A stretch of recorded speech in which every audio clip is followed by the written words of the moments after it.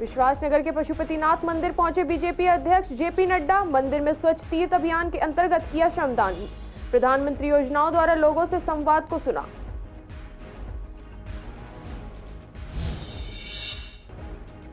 Guest teachers को नहीं दी गई दिसंबर महीने की सैलरी। महीने के खर्चे पूरा करने में हो रही है दिक्कतें। काम जब पूरा कर लिया जाता है तो सैलरी भी मिलनी चाहिए समय पर।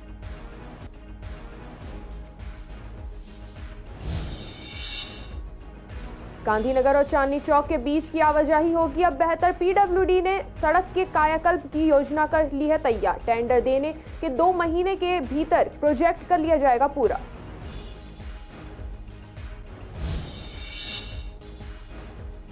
जीटीबी एनक्लेव पुलिस ने चोर को किया गिरफ्तार। इलेक्ट्रिक सामान, चाकू सहित चोरी का माल हुआ बरामद। मुखबिरों की मदद से गिरोह के 2 और सदस्य गिरफ्तार।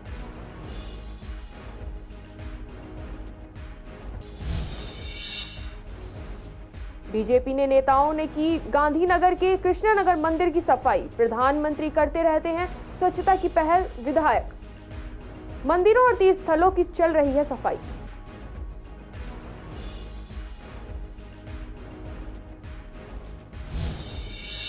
नमस्कार, स्वागत है आपका पूर्वी दिल्ली खास में। मैं आपके साथ प्रगति मिश्रा। चलिए रुक करते हैं खबरों की ओर।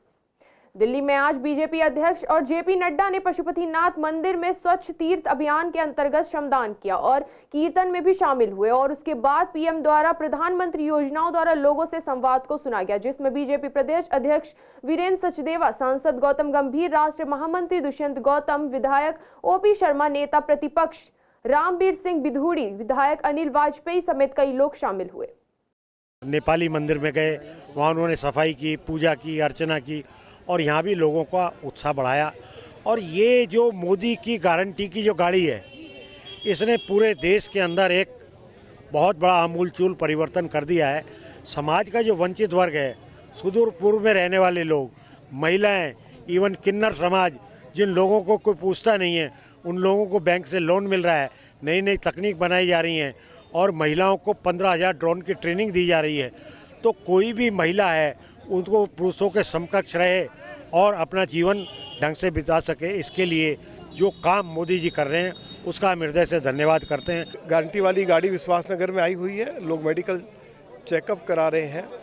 खोखा पट्टी के लोग अपना रजिस्ट्रेशन कराकर अपना कारोबार करने के लिए उनको 10-10 हज़ार रुपये मिल रहा है।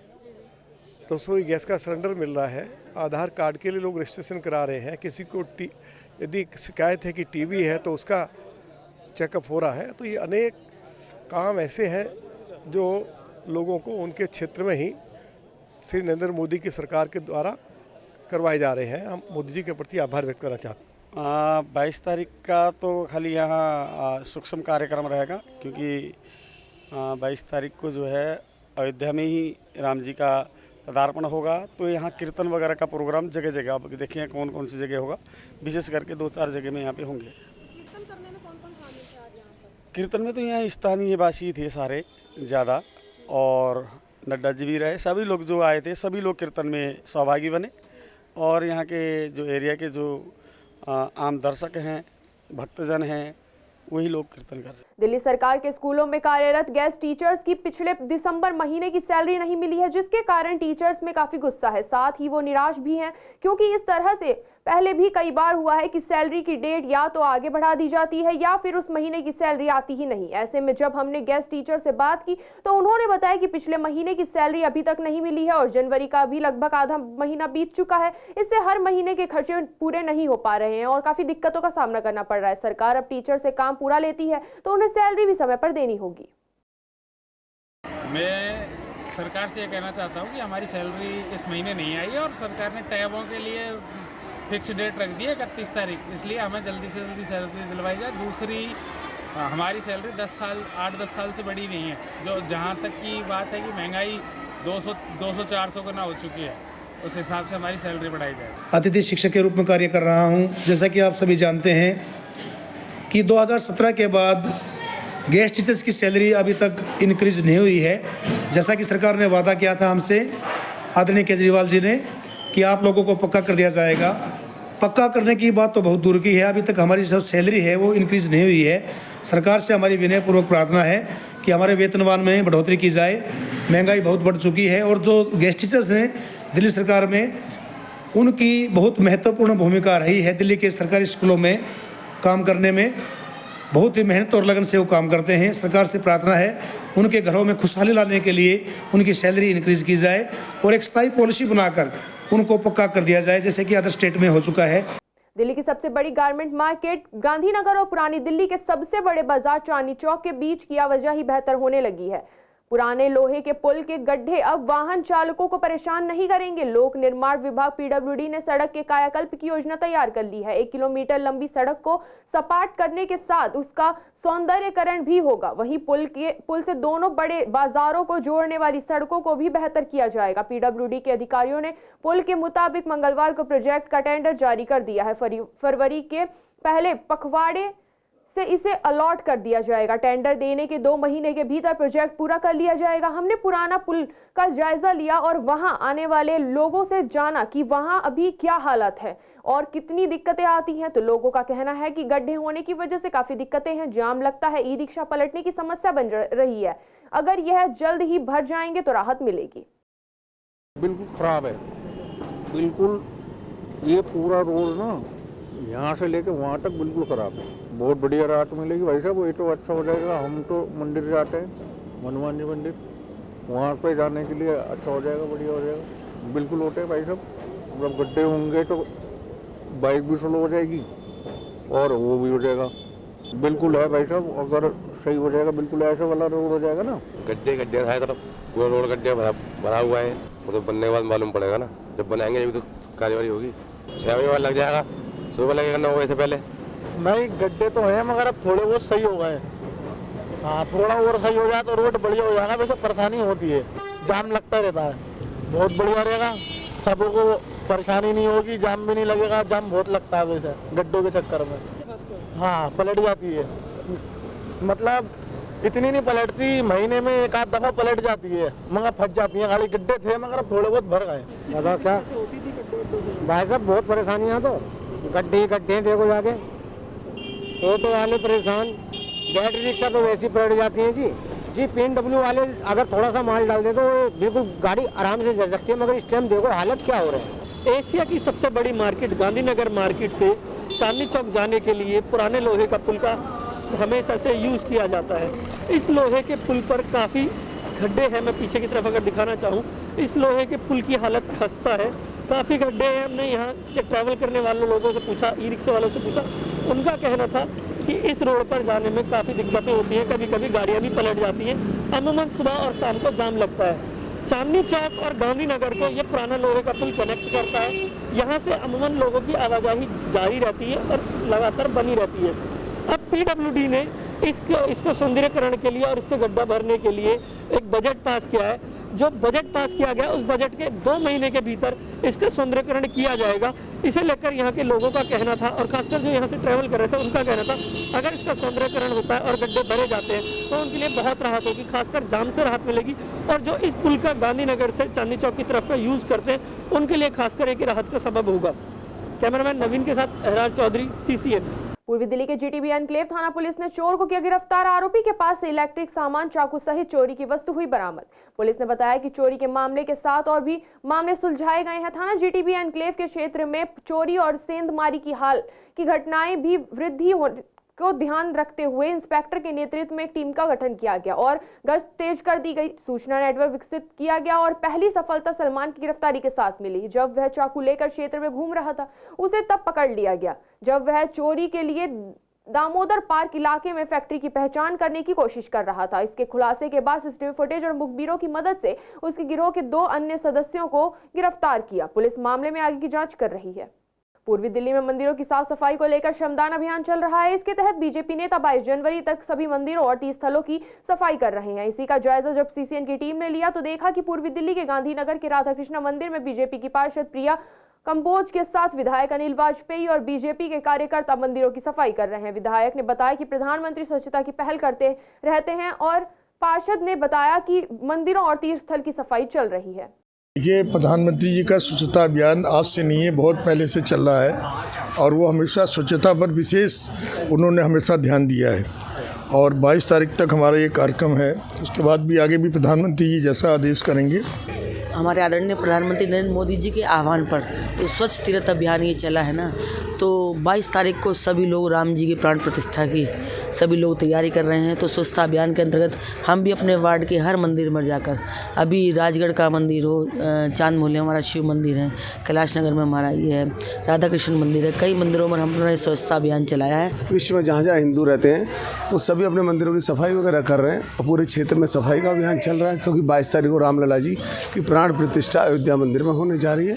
और मोदी जी ने जिस तरीके से हजारों ट्रेनों के अंदर बायो टॉयलेट लगवाए, अब हमें गंदगी जो है ट्रैक पर नज़र नहीं आती है, स्टेशन पर गंदगी नज़र नहीं आती है। गांधीनगर मंडल के और सभी ने अभी अपना श्रमदान किया है यहाँ पे, और मंदिर को डेली हम एक मंदिर को कर रहे हैं जाके साफ़, और मंदिरों में एक एक दो कार्यकर्ता हैं। यहाँ पे हम एक मंदिर में सभी जनप्रतिनिधियों को लेके, ताकि मैसेज जाए लोगों में कि रोज़ अभी तो हम कार्यकर्ता कर रहे हैं, लोग भी फिर इससे प्रेरित होकर मंदिरों में इस तरीके से साफ़ सफाई का वो करेंगे। हालांकि स्वच्छता अभियान मोदी जी ने बहुत पहले ही शुरू कर दिया था, देश में स्वच्छता अभियान चल रहा है। इस कड़ी के अंदर में उन्होंने विशेषकर मंदिरों को जोड़ा है कि मंदिरों से सभी लोगों की आस्था जुड़ी हुई है और सभी लोग मंदिर में जाकर के श्रमदान दें, सेवा करें और सफाई का काम करें। 22 और 26 जनवरी को देखते हुए पुलिस भी हाई अलर्ट पर है। ऐसे में शहादरा थाना के स्टाफ ने भी एक मॉक ड्रिल का आयोजन किया, जिसमें विकास मॉल की पार्किंग में संदिग्ध सामान मिला। दरअसल एक व्यक्ति ने पीसीआर कॉल की, उसके बाद से पुलिस के आला अधिकारी, पुलिस की team, BDS, dog squad team,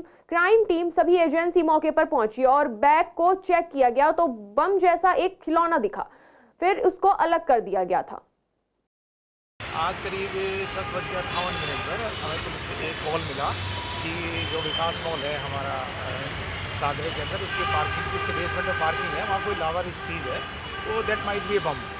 तो उसके रिसीव होने के बाद हम सब लोग यहाँ आए, तो हमारे साथ साथ पीसीआर वैन पहुँची और इमीडिएटली फिर दूसरी एजेंसी, क्राइम टीम हो गया, फायर ब्रिगेड हो गया और कैट्स हो गया और आपका FSL का टीम भी आया, इस तरह सभी आए और उसको फिर थोरोली चेक किया।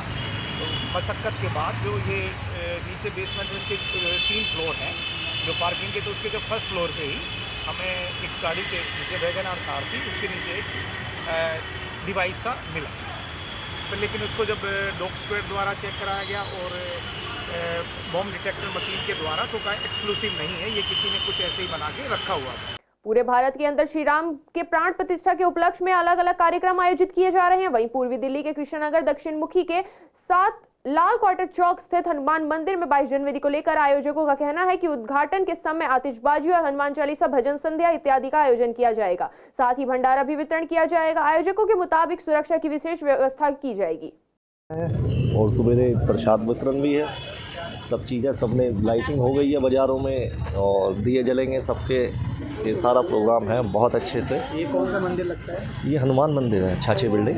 ये भजन संध्या है और हनुमान जी की आरती होती है, हनुमान चालीसा और सुंदरकांड। दिए वगैरह भी जलाएंगे आप लोग दिवाली की? हाँ, देखिए हमारे सौभाग्य है 500 वर्षों के बाद भगवान श्री राम अपने महल में विराज रहे हैं और इसके लेके हम सारी पूजा अर्चना, जितने भी हमारे सेवक हैं यहाँ पे सब इसमें प्रयुक्त हो गए, सेवा करेंगे, लाइव आरती करेंगे, शाम को भंडारा है और हनुमान जी की सेवा करेंगे। हनुमान जी तो खुश हो गए क्योंकि उनके प्रेम भक्त है राम जी के, तो इसी कार्यक्रम में हम बहुत सबको शुभकामनाएं देते हैं। हम भजन कीर्तन द्वारा भजन कीर्तन वगैरह भजन कीर्तन करेंगे, उसके बाद लंगर प्रसाद। 22 तारीख को कैसे कार्यक्रम यहाँ होने वाले हैं? यहाँ पे भजन कीर्तन होगा, भंडारा होगा, आरती होगी, दिए जलाए जाएंगे और बाबा का भव्य स्वागत किया जाएगा। हमारे यहाँ सजावट हो रही है, भंडारा हो रहा है, पूरी सब्जी हलवे का भंडारा है, बाकी सजावट और पूजा भक्ति पूरी होगी, बाबा का चोला चढ़ेगा और उसके बाद आरती उसी समय पर होगी जिस समय पर अयोध्या में आरती होगी। पूर्वी दिल्ली गांधीनगर में डीएवी नंबर 1 के विद्यार्थियों ने अपने क्षेत्र में श्री राम प्राण प्रतिष्ठा की जागरूकता के उपलक्ष्य में शोभा यात्रा का आयोजन किया, जिसमें महापौर श्याम सुंदर अग्रवाल ने बताया कि इस यात्रा में बच्चों में और समाज में राम जी के प्रति 22 जनवरी का संदेश गया। साथ ही सतीश अध्यापक ने बताया कि ऐसे कार्यक्रमों से जन जन की विचारधारा में परिवर्तन आता है और इस पावन दिन की शुभकामनाएं दी। बहुत ही सुंदर और व्यवस्थित यात्रा निकाली गई है। 22 जनवरी को अयोध्या में प्राण प्रतिष्ठा को लेकर सभी लोगों में बहुत ही उत्साह है और उसी में आज जो बच्चों में उत्साह देखने को मिला, लगभग 2 किलोमीटर लंबी यात्रा निकाली गई। बच्चों ने जय श्री राम, भारत माता की जय, जय जय श्री राम के नारे लगाए। और जो हम लोग चल रहे थे तो हमने जो लोगों में, रास्ते में जो दुकानदार थे, जो लोग खड़े थे, उन्होंने भी उत्साह देखने को मिला। डीएवी विद्यालय क्रमांक 1 गांधीनगर, उसमें आज ये शोभा यात्रा इसलिए निकाली गई कि विद्यार्थियों में भगवान राम के जीवन के संस्कार आए, विद्यार्थियों में भगवान राम से संबंधित जो प्रेरक घटनाएं हैं, कथाएं हैं, वो उनको सुनने को मिले और संस्कार में वातावरण जिससे पूरा भारतवर्ष इस समय गौरवान्वित हो रहा है। केवल भारतवर्ष नहीं तो पूरे संसार में जहाँ जहाँ हिंदू है, आज वो भगवान राम का मंदिर बन रहा है। 500 साल का कलंक जो हमारे पीछे था, जिसमें केवल 2 लाख से ज़्यादा बंधुओं ने अपना बलिदान दिया। जो डीएवी नंबर 1 विद्यालय के बच्चों द्वारा शोभा यात्रा निकाली गई, बच्चों में एक जो सेवा भाव है, एक मंदिर से जुड़ने का जो सेवा का क्रम है, वो देखने को मिलता है। अपने विद्यालयों में सनातन धर्म से जुड़े बच्चे, मंदिरों से बच्चों को जोड़ना, ये हमारा संकल्प है। आज वह दिन पूर्ण होने जा रहा है। 22 तारीख को प्राण प्रतिष्ठा होकर देश के मानस का जो मन बनेगा, लगता है आने वाला समय भारत के लिए खुशहाल होगा। पूर्वी दिल्ली शहादा जिले की एटीएस की टीम ने कुख्यात ऑटो लिफ्टर को गिरफ्तार किया है।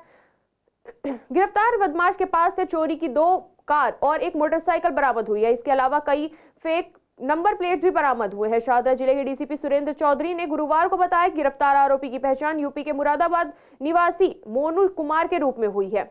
डीसीपी ने बताया कि इलाके में सक्रिय ऑटो लिफ्टर की गिरफ्तारी के लिए एटीएस की एक टीम को लगाया गया। यह टीम लगातार पेट्रोलियम और चेकिंग कर रही थी।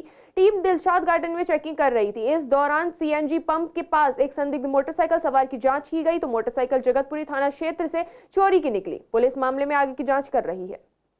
पूर्वी दिल्ली जीटीवी एनक्लेव की न्यू फ्रेंड्स कॉलोनी में अपने मालिक की पेमेंट लेने आई नौकर ने फोन कर मालिक को बताया कि 3 लाख रुपए ले लिए हैं, मगर इसके बाद से नौकर का कुछ अता पता नहीं। काफी इंतजार करने के बाद मालिक ने मामले की सूचना पुलिस को दी। इस पर जीटीवी एनक्लेव पुलिस ने संबंधित धाराओं में केस दर्ज कर लिया।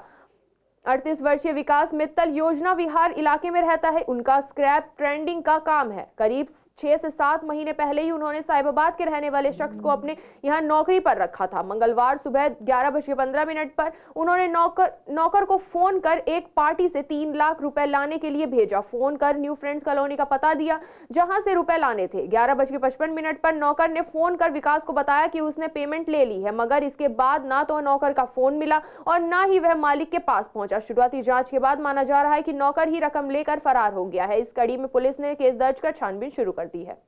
आज के बुलेटिन में केवल इतना ही। ऐसी तमाम खबरों के लिए देखते रहें पूर्वी दिल्ली खास।